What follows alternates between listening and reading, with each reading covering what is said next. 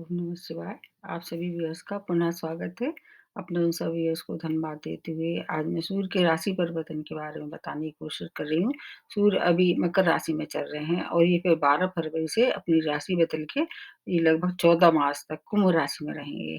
तो वैसे तो दोनों ही शनि की राशियाँ हैं, लेकिन मकर राशि में ये सबसे ज़्यादा अपने आप को अनकम्फर्टेबल महसूस करते हैं। कुंभ राशि में उतना ज़्यादा इनको अनकम्फर्टेबल मतलब ये उसमें थोड़ा-सा अपने रिलैक्स महसूस करते हैं और भाव भी बदल जाएगा। जैसे अभी ये आपके 10th भाव में रहे होंगे अगर कालपुरुष की कुंडली से, फिर ये 11th भाव में आ जाएँगे। 10th भाव वैसे तो सूर्य का कारक भाव है, लेकिन फिर भी 11th भाव उसके कंपैरेटिवली ज़्यादा अच्छा माना जाता है नेटल चार्ट में हर एक की में।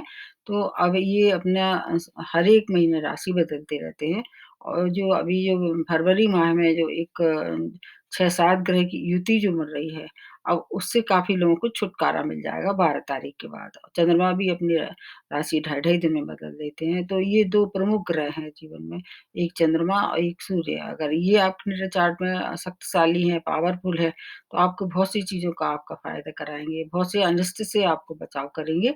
सूर्य को ज्योतिष की दुनिया में ग्रहों के राजा के रूप में जाने जाते हैं। अगर आपके नेत्र चार्ट में सूर्य की स्थिति बहुत अच्छी है, स्ट्रॉन्ग है और आपके कारक हैं, तो आपको बहुत सी चीज़ों से स्वतः ही लाभ प्राप्त होगा क्योंकि सबसे ज़्यादा पावरफुल है।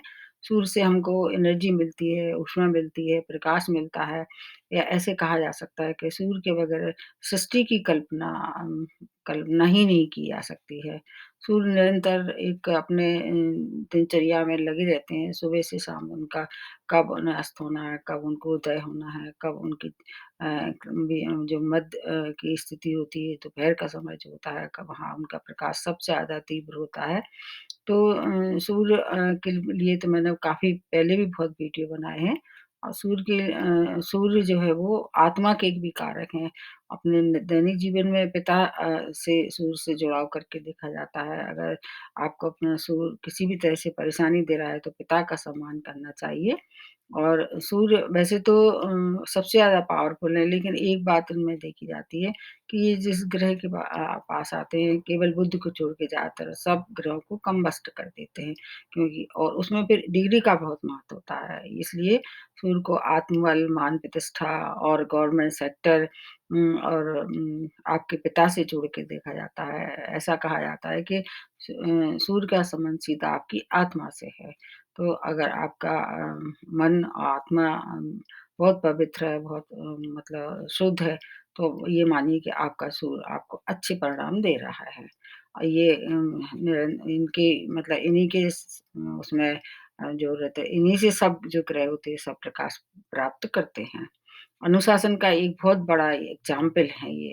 अपना जीवन कैसे अनुशासित किया जाता है सूर्य के बगैर ये अगर देखा जाए तो कोई भी ऐसा ग्रह नहीं है जो अपने समय से उदय होना, अस्त होना, ये सब काम सूर्य से मिला के देखे जाते हैं।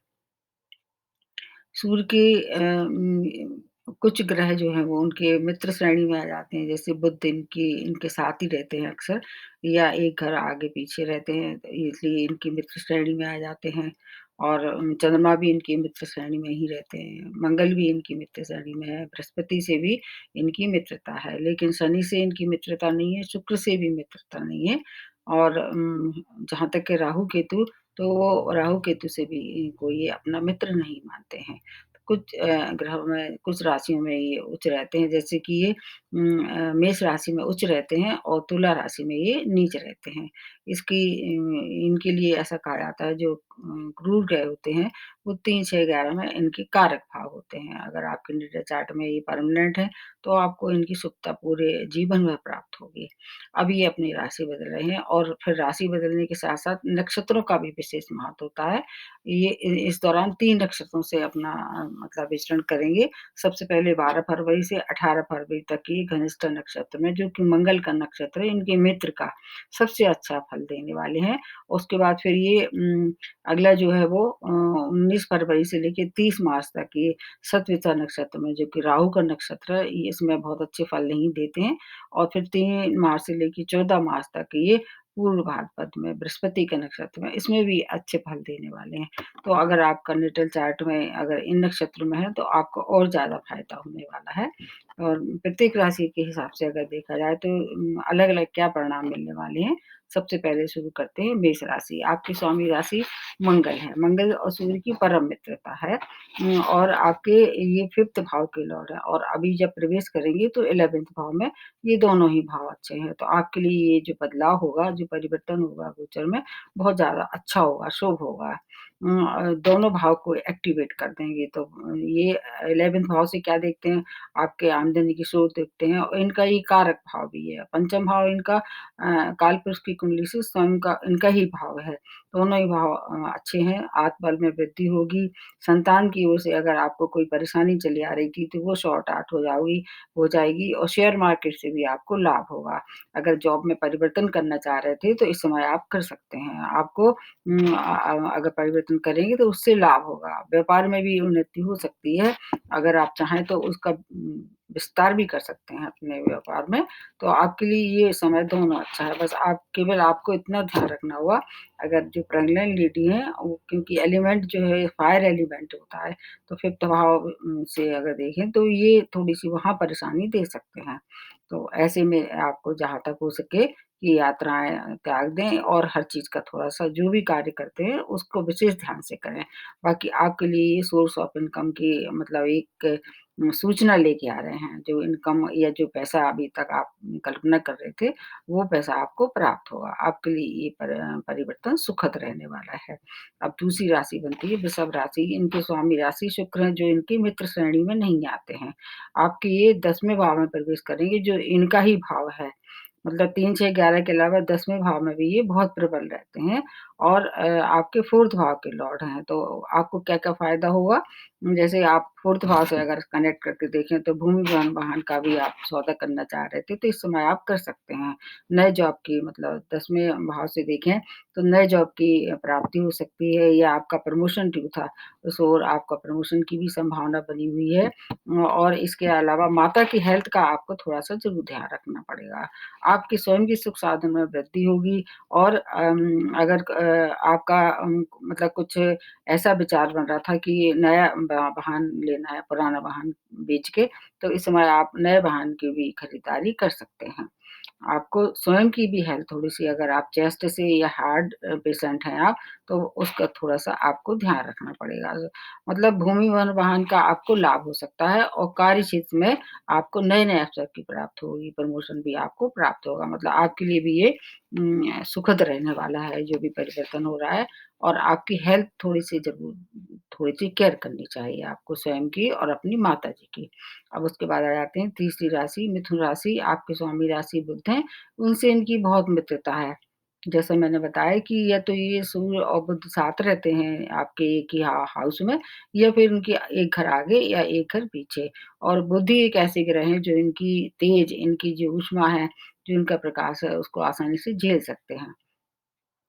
मतलब सबसे कम कंबस्ट होते हैं, होती तो हैं, आप पे वैसे ढैया का भी प्रभाव चल रहा है। आपके 9th भाव में जो कि भाग्य स्थान है, उसमें प्रवेश करेंगे और 3rd भाव के लॉर्ड हैं जो कि इनका कारक भाव है। तो आपके भाग में वृद्धि होगी, आपकी अगर आध्यात्म में रुचि थी तो उस ओर कुछ न कुछ ग्रोथ हो होती दिखाई दे रही है।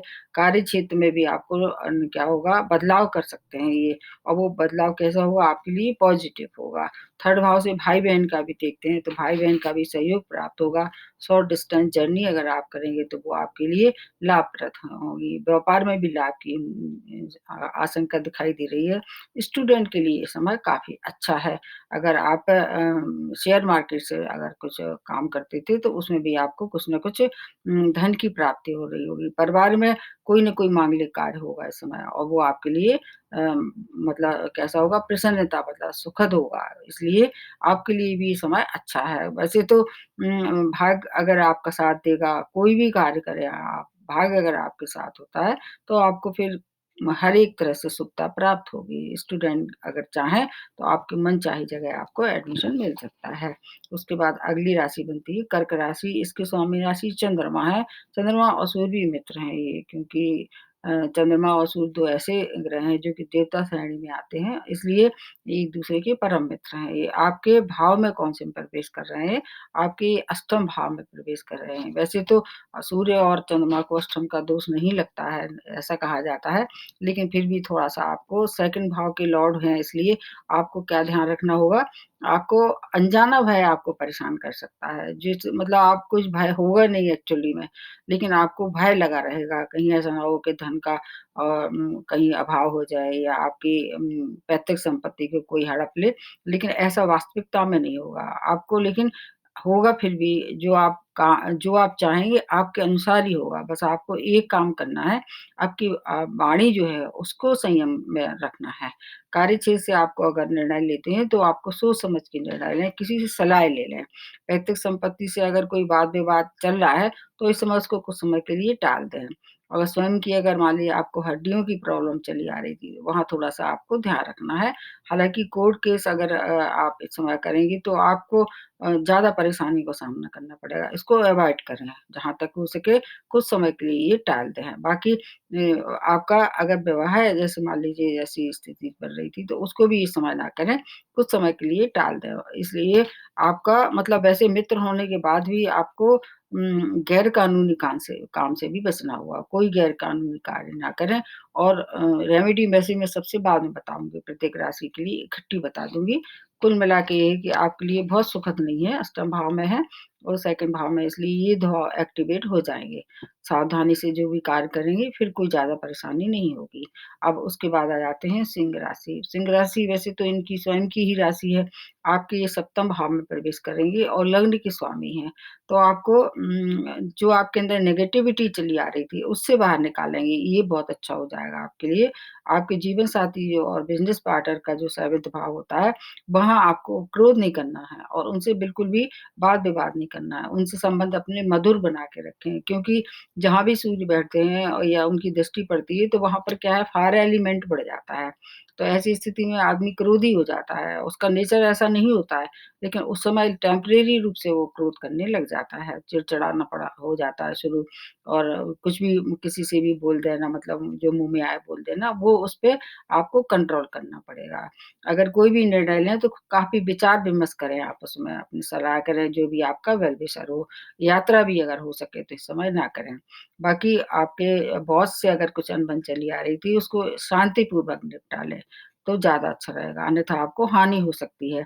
आपको क्या है, हर एक तरह से वाद-विवाद से बचना है बस, और ईगो से भी, ईगो का भी त्याग करना होगा, नहीं तो आपको हानि हो सकती है।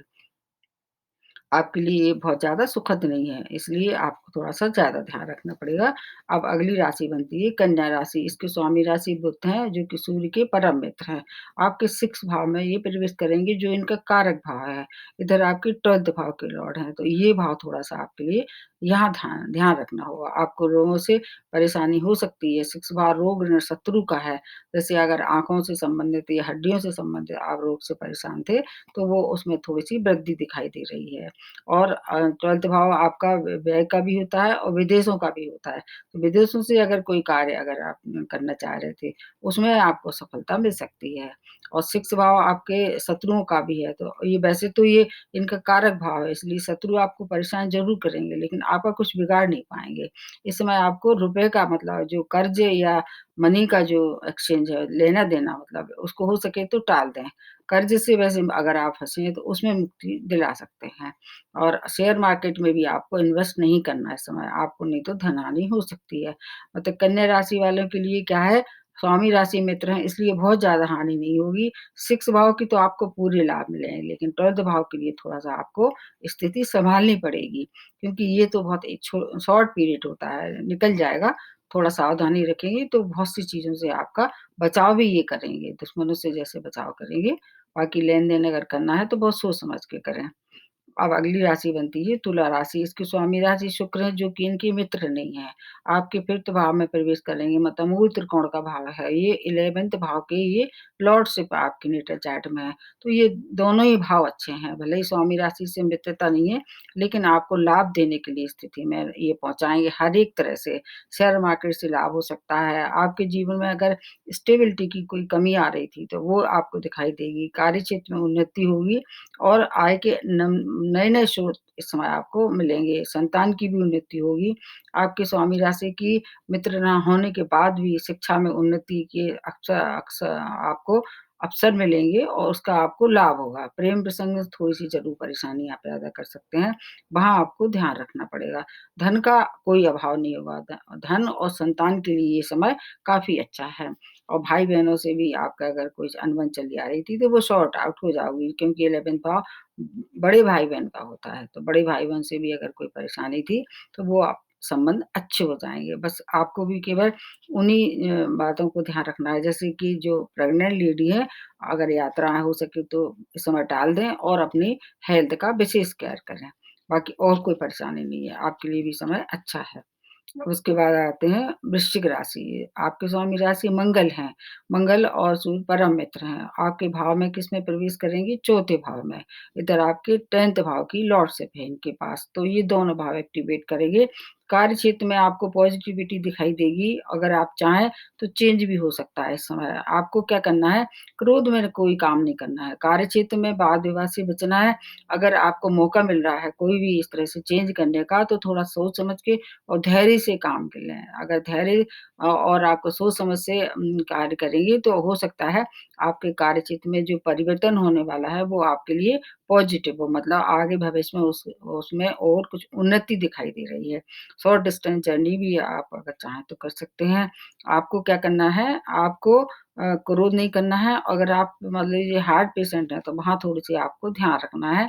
आपके चौथे भाव में है तो माता की हेल्थ भी आपकी वजह से प्रभावित हो सकती है। और अगर भूमि और वाहन का सौदा इस समय आप करना चाह रहे हैं तो सोच समझ के करें, कागज़-वागज़ देख लें, कोई भी गैर-कानूनी कार्य पचड़े में आप फँस सकते हैं, इसलिए अगर हो सके तो 1 महीने के लिए लगभग ये टाल दें। जब भी अपनी पोज़ीशन बदल लें फिर उसको फाइनल करें। बाकी प्रॉपर्टी के लिए ये समय थोड़ा-सा मतलब केयर करने का है। अगर फिर भी कोई अटक रही है बात, मान लीजिए पहले से सौदा किया है, तो सोच समझ के आप फिर निर्णय ले लें, फिर ज़्यादा परेशानी नहीं होगी। उसके बाद आ जाते हैं धनु राशि। आपके स्वामी राशि जो है वो गुरु हैं, अभी वो नीच अवस्था में चल रहे हैं। वैसे तो गुरु की और सूर्य की शत्रुता नहीं है, 3rd भाव में ये प्रवेश करेंगे जो कि इनका कारक भाव है। इधर आपके 9th भाव के भी लॉर्ड हैं, तो ये 2 भाव आपके लिए काफ़ी अच्छे रहेंगे, दोनों ही एक्टिवेट हो जाएँगे। आपके लिए क्या फ़ायदा होगा? भाग्य का आपको पूर्ण सहयोग प्राप्त होगा। मित्रों से और भाई-बहनों से भी आपकी कुछ न कुछ अच्छी तालमेल दिखाई दे रही है। कार्य क्षेत्र में उन्नति के अवसर प्राप्त होंगे। साढ़े साथी होने के बाद भी आपको बहुत धन लाभ कराने वाले हैं। आपको भी शॉर्ट डिस्टेंस जर्नी अगर आप चाहें तो करेंगे, उससे आपको लाभ होगा। हायर एजुकेशन के लिए अगर आप जाना चाहते हैं, स्टूडेंट हैं, तो आपकी ये मनोकामना भी ये पूर्ण करेंगे। कुल मिला के ये आपके लिए ये परिवर्तन बहुत अच्छा है। आपकी हर मनोकामना ये पूर्ण करेंगे और आपके आत्मविश्वास में वृद्धि करेंगे। इसलिए आप जो भी कार्य करेंगे, पूरी ईमानदारी से और पूरी तल्लीनता से करेंगे। उससे क्या होगा, आपका भविष्य का निर्माण होने वाला है। मतलब आपके लिए ये परिवर्तन बहुत सुखद रहने वाला है। आपको भी बस एक ही बात का ध्यान रखना है कि कोई भी गैर कानूनी कार्य नहीं करना है, अन्यथा आपको फिर उतने अच्छे परिणाम नहीं मिलेंगे। बाकी आपके लिए ये समय बहुत ही अच्छा है। अब अगली राशि बनती है मकर राशि। इसके स्वामी राशि शनि है जो कि इनके परम शत्रु हैं। और वैसे तो पिता-पुत्र हैं लेकिन आदर्श शत्रु के रूप में इनको जाना जाता है ज्योतिष में। आपके 2nd भाव में ये प्रवेश करेंगे, इधर आपके अष्टम भाव के लॉर्ड हैं। दोनों ही भाव एक्टिवेट करेंगे, तो आपको क्या फ़ायदा होगा, कहाँ ध्यान रखना होगा, ये देखते हैं। आपके धन और कुटुंब वाणी का भाव है, अतः आपको किसी भी व्यक्ति को धन का लेना-देना करना पड़ जाए, बहुत सोच समझ के करें। अगर हो सके तो ना करें और अपनी वाणी पे तो आपको नियंत्रण रखना ही पड़ेगा। वाणी पे अगर आपने क्रोध किया, किसी भी कारण से आपको कंट्रोल नहीं कर पाए, आपको विशेष हानि हो सकती है। किसी से भी कटु शब्द का इस्तेमाल ना करें। वही बात अच्छी तरह से भी कही जा सकती है, उस तरह से आप सोचें। कहना हो तो कहें, लेकिन कटु शब्द का इस्तेमाल ना करें। धन आगमन की स्थिति दिखाई दे रही है, धन का तो आपको फ़ायदा होगा। और इसके साथ-साथ अगर आप गले के रोगों से परेशान थे या आँखों के रोगों से परेशान थे, तो वहाँ थोड़े-से आपको अपने बचाव करना चाहिए।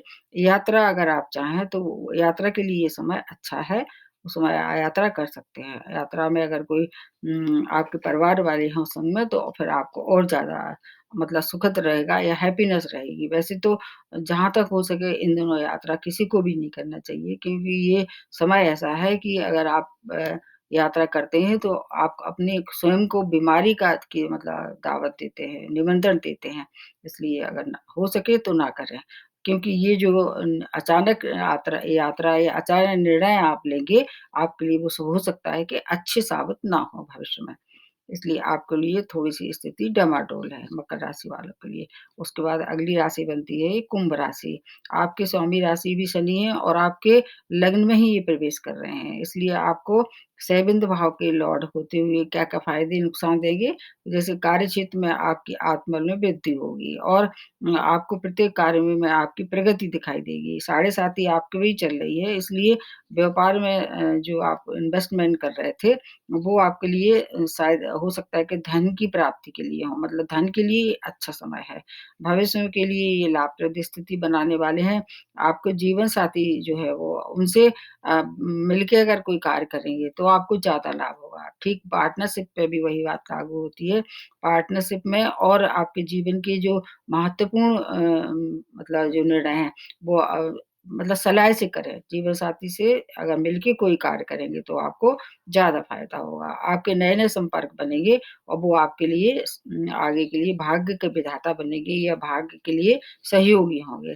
गृहस्थ जीवन का जो है वो अगर कहीं मनमुटाव चल रहा था, तो वो वहाँ पर सॉर्ट आउट हो जाएगा। आपको जॉब में क्या है उन्नति के अवसर प्राप्त होंगे। साढ़े साथी के होने के बाद भी कुंभ राशि वालों के लिए ये समय अच्छा है। हालाँकि शनि इनके स्वामी राशि हैं, लेकिन फिर भी सूर्य और जो कुंभ राशि वाले हैं, उनकी थोड़ी-सी उनके लिए सॉफ्ट रखते हैं। सूर्य जो कुंभ राशि वाले हैं, उनके लिए सॉफ्ट कॉर्नर रखते हैं।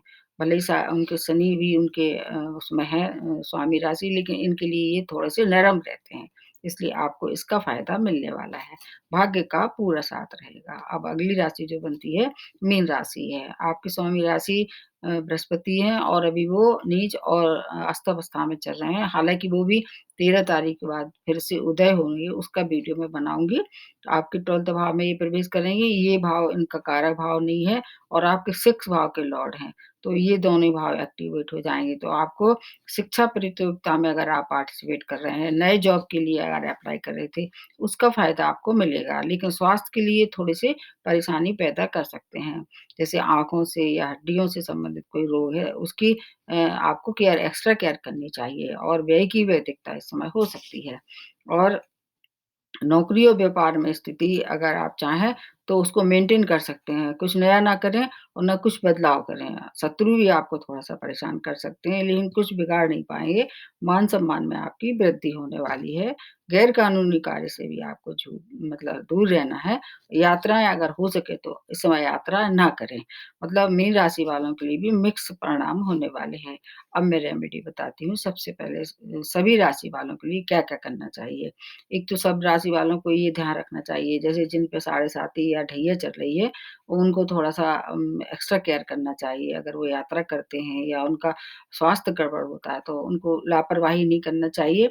और दूसरा अगर सूर्य की वजह से कोई परेशानी हो रही, तो आपको रविवार को गुड़ और उसका गेहूँ का दान करना चाहिए। रविवार का व्रत भी आप इस समय कर सकते हैं और पिता का सम्मान करना चाहिए। अगर पिता मतलब कि आपके मतलब आशीर्वाद है पिता का आपके ऊपर, माता-पिता का दोनों ही एक बहुत बड़े देवता होते हैं माता-पिता जीवन में। वो जो अपनों को अपनी अपनी आँखों से मतलब खुली आँखों से उनको अपन देख सकते हैं। उनका आशीर्वाद आप लेते रहें, फिर आपको हर एक परेशानी से ये सूर्य क्या कोई भी ग्रह जो होता है, उसका उसका बचाव होता रहेगा। और इसके बाद आपको एक और काम बताते हैं, आदित्य हृदय स्तोत्र का पाठ करें, सूर्य को अर्घ देना तो सबसे ज़्यादा श्रेष्ठतम होता है। हर एक राशि वालों के लिए मतलब ये रेमेडी काम करती है और इस समय जो स्थिति बन रही है, आप सभी लोगों के लिए एक हिदायत दी जाती है, मतलब एक तो कि कोई भी काम गैर कानूनी ना करें, अन्यथा आपको राशि कोई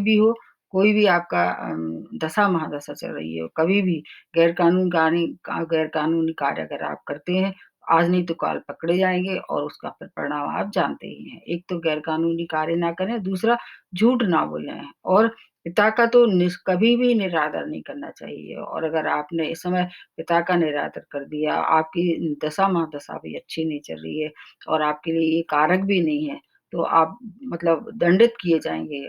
आपको फिर उसका परिणाम आप स्वयं ही भुगतेंगे, कोई उससे आपको बचाव नहीं कर सकता है।